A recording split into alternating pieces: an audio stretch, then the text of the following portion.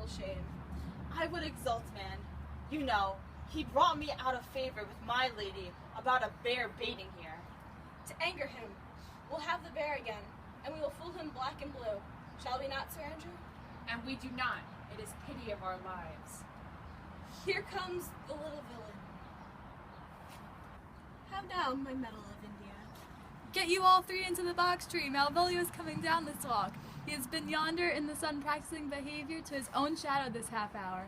Observe him for the love of mockery, for I know this letter will make a contemplative idiot of him. Close, in the name of jesting.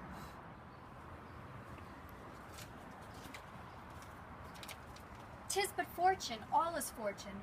Maria once told me she did affect me, and I have heard herself come thus near, that she should fancy it. Should be one of my complexion? Besides, she uses me with a more exalted respect than anyone else that follows her. What should I think on't?"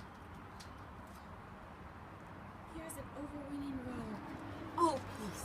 Contemplation makes a rare turkey cock of him, how he jets under his advanced plumes. Slight, I could so beat the rogue. Peace, I said. Count Malvolio. Ah, rogue. Pistol him, pistol him. Peace, peace. There is example for the lady of the stand she married, the yeoman of the wardrobe. File on him. Jezebel! Oh, peace. Now he's deeply in. Look how imagination blows him. Having been 3 months married to her, sitting in my state, Oh, for a stone bow to hit him in the eye. calling my officers about me in my branched velvet gown, having come from a daybed where I have left my Olivia sleeping. Fire and brimstone. Oh, peace, peace. And then to have the humor of state, and after a demure travel of regard, telling him I know my place as I would they should do theirs to ask for my kinsman Toby. Bolts and shackles. Oh, peace, peace, peace. Now. 7 of my people with an obedient start make out for him. I frown the while, and perhaps wind up watch or play with my some rich jewel. Toby approaches, curtsies there to me. Shall this fellow live? Though our silence be drawn from us with cars, yet peace. I extend my hand to him thus, quenching my familiar smile with an austere regard of control. And does not Toby take you a blow o'er the lips then? Saying, "Cousin Toby, my fortunes, having cast me on your knees, give me these prerogative of a speech." What? What? You must amend your drunkenness. Out, scab! Nay, patience, or we break the sinews of our plot. Besides, you waste the treasure of your time with a foolish knight. That's me. I warned you. One Sir Andrew.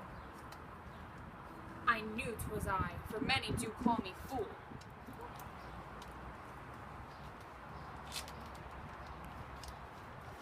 My what employment have we here? Now is the woodcock near the gin.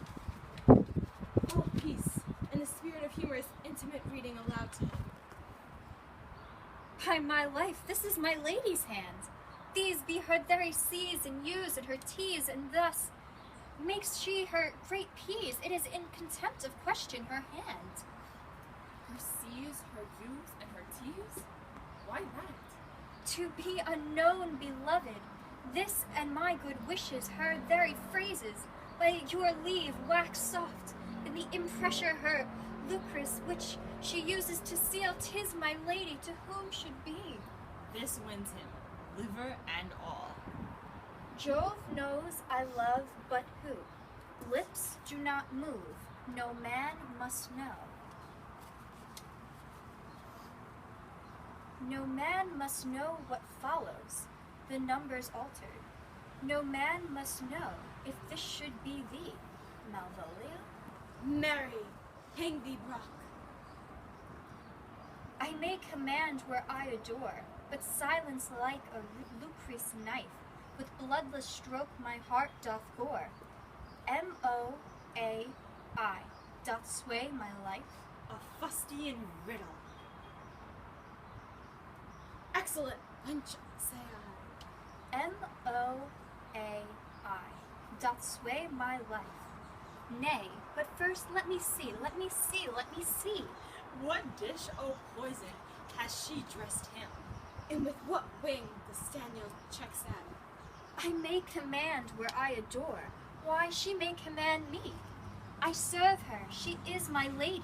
Why, this is evident to any formal capacity. There is no obstruction in this, and the end. What should that alphabetical position portend? If I could make that resemble something in me, softly. M-O-A-I. Oh, A, make up for that. He is now at a cold scent. Souter will cry upon for all this, though it be as rank as a fox. M. Malvolio. M. Why, that begins my name. Did not I say he would work it out? The cure is excellent at fault. M. But there is no consonancy. In the sequel that suffers under probation, A should follow, but O does. And O shall end, I hope. A, or I'll cudgel him and make him cry, oh. And then I comes behind. A, and you had any eye behind you. You might see more detraction at your heels than fortunes before you. M-O-A-I.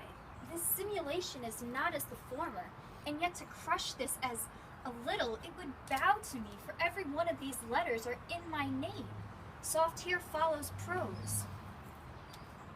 If this fall into thy hands revolve, in my stars I am above thee, but be not afraid of greatness. Some are born great, some achieve greatness, and some have greatness thrust upon them. Thy fates open their hands, let thy blood and spirit embrace them, and to ensure thyself to what thou art like to be, cast thy humble slow, and appear fresh, by opposite, with a kinsman, surely with servants. Let thy tongue tang arguments of state, put thyself into the trick of singularity. She thus advises thee, that sighs for thee, remember who commended thy yellow stockings, and wish to see thee ever cross gartered. I say, remember, go to thou art made, if thou desires to be so, if not, let me see thee a steward, still, the fellow of servants, and not worthy to touch fortune's fingers, farewell, she that would alter services with thee, the fortunate unhappy. Daylight and champagne discovers not more. This is open, I will be proud, I will read politic authors, I will baffle Sir Toby, I will wash off gross acquaintance, I will be point devise the very man. I do not now fool myself to let imagination jade me, for every reason excites to this, that my lady loves me. She did commend my yellow stockings of late, she did praise my leg being cross-gartered, and in this she manifests herself to my love, and with a kind of injunction drives me to these habits of her liking. I thank my stars I am happy. I will be strange, stout in yellow stockings, and cross-gartered, even with the swiftness of putting on. Jove and my stars be praised! Here is yet a postscript. Thou cannot choose but know who I am. If thou entertainest my love, let it appear in thy smiling. Thy smiles become thee well. Therefore, in my presence, still smile, dear, my sweet, I prithee. Jove, I thank thee, I will smile. I will do everything that thou wilt have me. I will not give my part of this sport for a pension of thousands to be paid from the Sophie. I could marry this wench for this device, So could I too. and ask no other dowry with her, but such another just. Nor I neither. Here comes my noble gull-catcher. Wilt thou set thy foot over my neck? Or mine either. Shall I play my freedom at tray-trip, and become thy bondslave? I faith, or I either. Why, thou hast put him in such a dream, that when the image of it leaves him, he must run mad. Nay, but say true, does it work upon him? Like aqua vitae with a midwife. If you will then see the fruits of the sport, mark his first approach before my lady. He will come to her in yellow stockings, and 'tis a color she abhors, and cross-gartered, a fashion she detests.